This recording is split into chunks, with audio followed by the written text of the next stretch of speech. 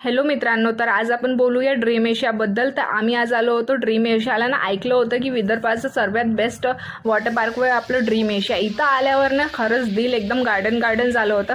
कारण की आम्ही जेव्हा येत होतो ना तेव्हा आम्ही खूप जास्त लेट झालो होतं, तर कसं मूड ऑफ झालं होतं.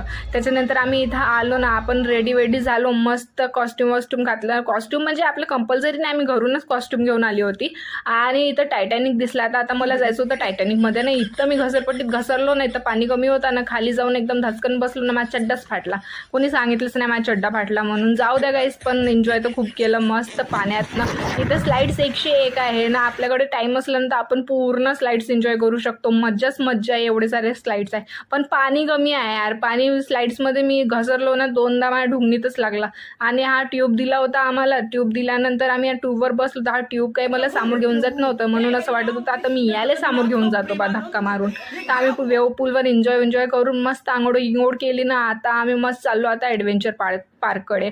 ॲडव्हेंचर पार्कची तिकीट तुम्हाला सांगू का, प्लस म्हणजे वॉटर पार्क ना ॲडव्हेंचर पार्क टोटल मिळून आपल्या 800 रुपये खर्च येते. आणि कॉस्ट्यूम वगैरे काही असं घरून आणलं तरी चालते, काय कंपल्सरी नाही आहे इथं.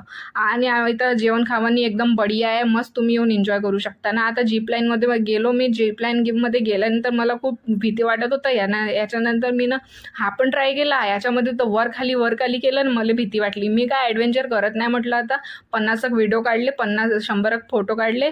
आता माझं झालं पूर्ण, पैसे वसूल झाले. ड्रीम एशियाले बाय बाय करतो ना. आता घरी जातो, लेट झालो खूप. Bye bye.